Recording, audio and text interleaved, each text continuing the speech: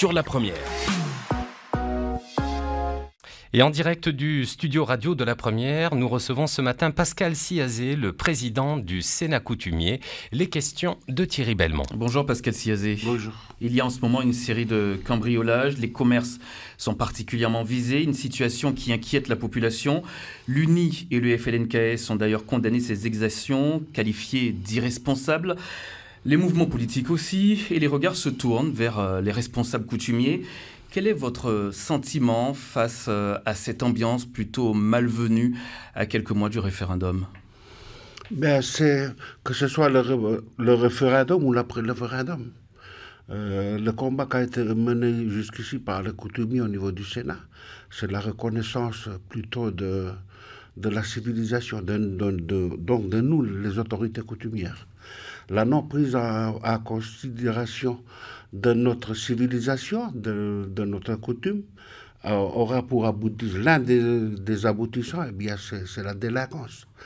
Nous, on a mis en place le plan Marshall, justement pour essayer de mettre le doigt, là il faudra y apporter un effort, puisque c'est nécessaire, puisqu'on parle aujourd'hui de rééquilibrage, et l'un des déséquilibrages qu'on a constaté, c'est au niveau de la jeunesse. La non prise en compte, vous dites, de ce que vous êtes, de votre civilisation. Ce plan Marshall, il reprenait quoi exactement pour pouvoir justement lutter contre cette délinquance dont vous parlez et la prise en compte de ce que vous êtes ? Il y a beaucoup de secteurs sur lesquels il faudra intervenir, et notamment, il y a mis en évidence aussi tout ce qui concerne l'éducation de la jeunesse. Le Sénat a essayé de faire des choses là-dessus. Il y a d'abord le congrès de la jeunesse qu'on a mis en place, qu'on a mis en veille jusqu'à l'heure d'aujourd'hui pour travailler avec les jeunes, de responsabiliser les jeunes, ne pas faire à la place du jeune, mais être avec les jeunes. Mais comme on nous a sucré notre budget de plus de 20 millions, donc il est tout à fait difficile maintenant au Sénat d'engager les choses. Il y a eu le dernier comité des signataires, on ne nous a pas pris en considération, on nous a mis de côté.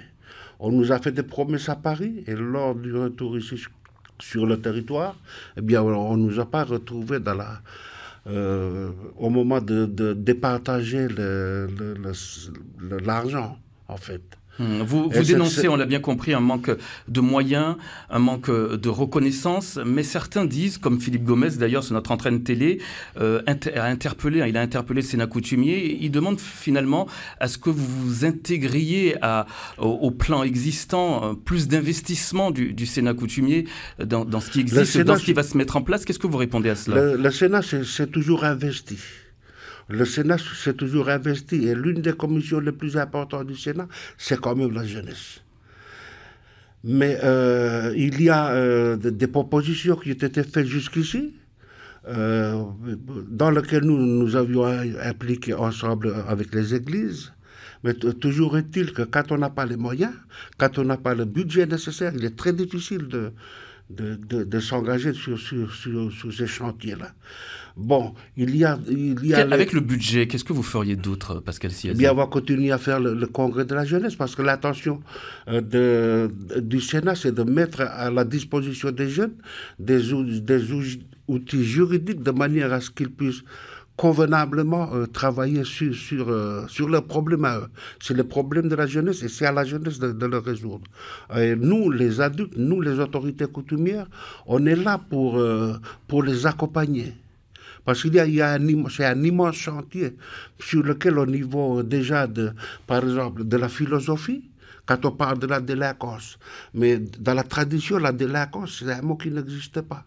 Mais simplement par rapport aux maladresses qu'ont font les jeunes, utiliser ces maladresses-là pour réorienter. Aujourd'hui, la délinquance, elle existe, hein. Il faut faire avec, Pascal Siazé. Surtout à Nouméa. Oui, surtout à Nouméa. Ailleurs également, dans le Nord, cette délinquance à prendre de l'ampleur également.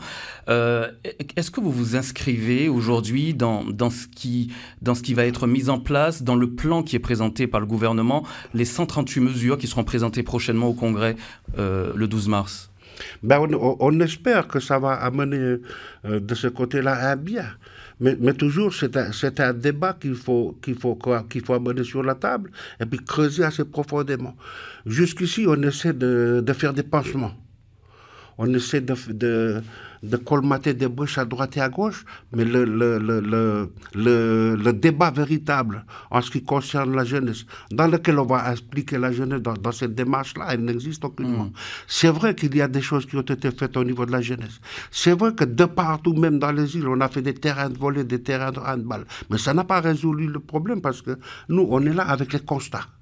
Et toutes les semaines, à chaque fois qu'il y a la commission de jeunesse qui se réunit au Sénat, eh bien, on est en train de constater que par rapport aux moyens qui ont été mis en place jusqu'ici, eh bien, les maladresses intrinsèques à la jeunesse, elles continuent d'avancer puis de s'amplifier. J'ai du mal à saisir, Pascal Siazé. Le débat véritable dont vous parlez, il se situe où exactement? Eh bien, c'est tout à fait c'est simple. Donnez-nous les moyens qu'il faut. Et nous, on va vous éclairer sur la démarche à suivre parce que, par exemple, le 99% du monde carcéral, c'est quand même des petits canaques. Il y a des questionnements qu'il faudra se poser par rapport à cette problématique. Mais c'est jusqu'ici, on essaie c'est mettre de l'huile sur la surface. Ça veut dire que vous avez des solutions pour lutter justement contre cette délinquance. Dites-nous en plus, quelles sont les solutions que vous pourriez présenter si vous aviez ce budget? Eh bien, de faire des séminaires, impliquer sur la formation des jeunes responsables. Dans les tribus et puis même dans les quartiers. Et c'est d'ailleurs ce qu'on est en train de faire. On essaie de responsabilité. Il y a, par exemple, les anciennes mandataires, mais qui n'ont pas pu se continuer jusqu'à l'heure d'aujourd'hui par rapport au manque de moyens. L'imprégnation coutumière, c'est-à-dire qu'on mettait à la disposition des jeunes la moitié du Sénat, dans lequel les vieux puis les référents on se relaie, justement pour essayer de... Parce que, par exemple, aujourd'hui, quand on parle de manque de repères, en fait, ce ne sont pas les repères qui manquent. C'est plutôt la diversification. Il y a beaucoup de repères, si bien que les jeunes, ils ne savent plus ils sont un peu désorientés. Au niveau du choix. Oui. Et justement, ces imprégnations coutumières qui durent 1 semaine ou 2 semaines, eh bien, c'est simplement pour... former des responsables, eux qui vont prendre leurs responsabilités là où ils vivent, soit dans les quartiers ou bien soit dans les tribus, mais c'est des choses qu'on a arrêtées jusqu'ici parce que, comme je vous l'ai dit auparavant, on nous a sucré les moyens. Donc remettre le jeune au centre de la tribu, au centre de sa vie culturelle, au centre du clan. On observe également dans cette délinquance beaucoup de mineurs, dans cette délinquance, dans des cambriolages et différentes images qu'on a pu voir. Est-ce que les familles aujourd'hui, Pascal Siazé, ne sont pas désemparées face à ce phénomène ? Est-ce qu'on n'observe pas une certaine démission des parents? Nous sommes un peuple de l'oralité. Et bien, normalement, dans la logique, c'est qu'il y a un message qui est émis, et non seulement qui est émis, mais qui doit être réceptionné par la jeunesse ou par celui qui est en face. Aujourd'hui, quand on observe tous ces mineurs qui sont dans la rue à 3h, 4h du matin et qui vont commettre ces vols, ces cambriolages, d'une certaine manière, on se demande où sont les parents? Ben, c'est ce que j'essaie d'essayer de vous expliquer parce que vous m'avez coupé la parole. Allez-y. C'est que nous, on est un peuple de l'oralité. Il y a un message qui est émis. Mais seulement le problème qui se situe à l'heure d'aujourd'hui, c'est que non seulement l'antenne qui doit réceptionner le message, il faudra la réparer, mais aussi le poste émetteur que nous sommes les parents. Donc, quand je parlais tout à l'heure du travail de fond qu'il faut faire dans la jeunesse, eh bien, tout cela, ça implique la démarche que j'essaie de vous expliquer. Ces parents qui sont aujourd'hui, ils ont été à un moment donné des jeunes, eux aussi. Aujourd'hui, ce sont des parents dépassés? Là où, à partir du moment où, à partir des événements que tout a été déstabilisé, et ce qui fait que même après 30 ans jusqu'à l'heure d'aujourd'hui, on a du mal à reprendre, et non seulement sur la jeunesse, il y a des domaines aussi, notamment sur la jeunesse, puisque c'est le sujet de ce matin. Est-ce que les responsables coutumiers ne sont toujours écoutés par cette jeunesse? Il y a 3 semaines, on s'est retrouvés avec 1700 jeunes dans ma tribu. 1700 jeunes qui sont venus pour réfléchir sur la coutume et surtout pour leur foi en Dieu, le Dieu de Jésus-Christ. Donc, pas une fleur de casser, il y avait des centaines ça sortait de partout, mais c'était le respect, l'humilité, et ça fait chaud au cœur que, bon, même si on pointe du doigt là où il y a des maladresses, ou là où il y a les jeunes qui font des maladresses, des conneries le week-end. Oui. Mais c'est quand même pas... la jeunesse n'est pas foutue. La jeunesse, nous croyons à la jeunesse. Et c'est pour cela que, à tous ceux qui sont responsables, donnez-nous les moyens, puis vous allez voir. Nous croyons à la jeunesse. C'est un beau message d'espoir. On continue à en parler tout à l'heure.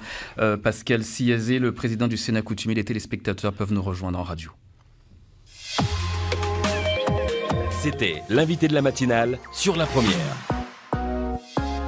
Dans un petit peu plus d'une minute, un nouveau point sur l'actualité. Il sera 7h et puis la suite de ce 6-8. En attendant, quelques messages publicitaires. La Première. Pub.